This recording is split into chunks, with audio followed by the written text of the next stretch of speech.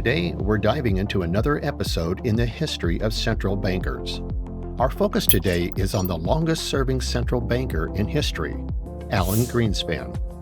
Nominated by President Ronald Reagan in 1987, Greenspan led the Federal Reserve for an impressive 19 years until 2006, when he handed over the reins to Ben Bernanke. Little did Bernanke know what challenges awaited him.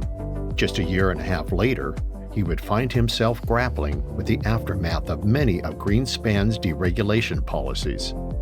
Alan Greenspan, often dubbed the deregulator terminator, is the man credited with elevating the liberal economy to new heights. We have as yet experienced only the peripheral winds of the Asian crisis. But before spring is over, the abrupt current account adjustments that financial difficulties are forcing upon several of our Asian trading partners will be showing through here in reductions in demand for our exports and intensified competition from imports. He was ready to deregulate almost anything, believing that the market could regulate itself. His motto was simple: let the market regulate itself. However, as we saw in 2008, the shocks to the system were so severe that we must also consider the impact on ordinary people, those who lost their jobs and their savings during times of financial crisis. But who exactly was Alan Greenspan? Born in the United States to a Jewish family, his mother was of Hungarian descent, and his father, surprisingly, was of Romanian origin. It's important to note that Greenspan was not your typical model student. He wasn't the top of his class like Paul Volcker. However, he was extremely cautious and meticulous in what he said.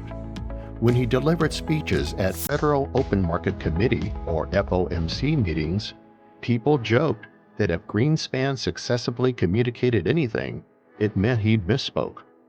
He once said, "I have to speak in a way that nobody can understand me, not even myself."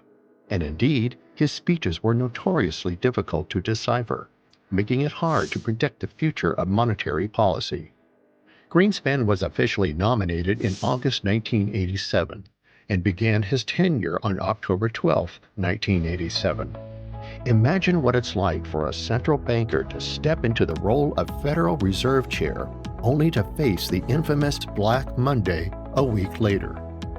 The stock market crash of 1987, known as Black Monday, occurred on October 19th, when the Dow Jones and S&P 500 plummeted by 22% in a single day, the largest single-day drop in the history of the American stock market, an unprecedented event. In his book, Back to the Brink, Greenspan recounts how he learned of the crash as he got off a plane en route to the famous Jackson Hole Conference in Montana. When asked about Wall Street's closing numbers, someone told him 22. He assumed it meant a 22-point drop, which would have been minor given that the Dow Jones was at 2,500 at the time. But when he was corrected and told it was actually a 22% drop, 520 points, bringing the Dow from 2,500 to 2,000, he realized the gravity of the situation. For context, the Dow Jones is nearly 40,000 today.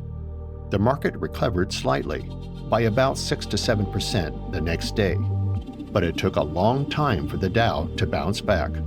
It wasn't until the Clinton years and the dotcom boom that the Dow Jones and the American economy truly recovered. Of course, this period also included the First Gulf War and the Iraqi occupation of Kuwait by Saddam Hussein.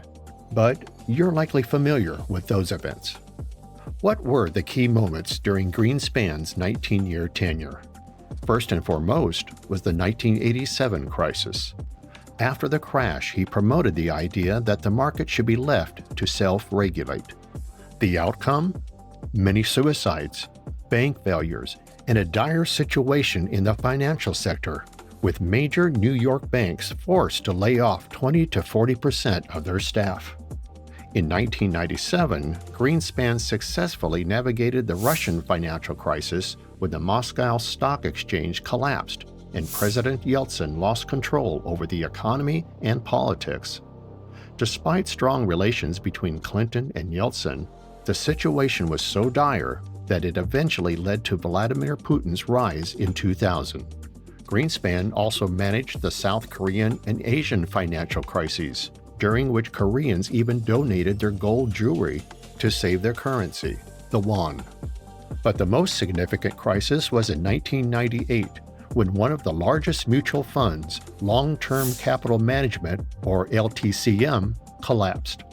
Greenspan did nothing to save it, sticking to his belief in market self-regulation. As a result, investors in LTCM lost everything, and banks passed their losses onto customers. Despite the pain inflicted on the public, Greenspan emerged from 1998 with the stock market booming in 1999 and 2000, reaching record highs. When Greenspan took office, the Dow was at 2,500. By 2000, it had soared to over 10,000. However, after 2000, Greenspan began raising interest rates, a move that many believe was intended to curb the euphoria surrounding the NASDAQ and the dotcom bubble. The subsequent collapse of the dotcom bubble in March 2000 was partly due to Greenspan's successive and seemingly unjustified rate hikes. Like many central bankers today who resist new technologies like Bitcoin and blockchain, Greenspan and Warren Buffett struggled to grasp the rapidly expanding internet and the inflated NASDAQ, which had jumped from 500 to 5,100 in just 5 years. Many stocks were overvalued, some by 10 or even 30 times, and the bubble eventually burst, leading to a less than pleasant outcome. So what did Greenspan do next? He abruptly cut interest rates, especially as the Second Gulf War and the September 11 attacks unfolded. Interestingly, perhaps Greenspan's most astute decision came on September 11, 2001. While flying back from Zurich to New York, he learned of the attacks and was advised to land the plane immediately. He refused and instead continued to the U.S., with his plane being the last to land after the attacks. By 9 a.m. the next morning, he had decided to close the stock market, something that hadn't even been done after Kennedy's assassination or Pearl Harbor. Wall Street remained closed from September 11 to 14. This strategic move allowed time for the shock of the attacks to subside. So when the market reopened, it dropped only slightly, 5%, and quickly stabilized. After this crisis, Greenspan slashed interest rates to near zero, holding them there from 2003 until Ben Bernanke took over. Greenspan's long period of unchanged interest rates, coupled with his encouragement of deregulation and the proliferation of mortgage-backed securities, contributed to the 2008 financial crisis.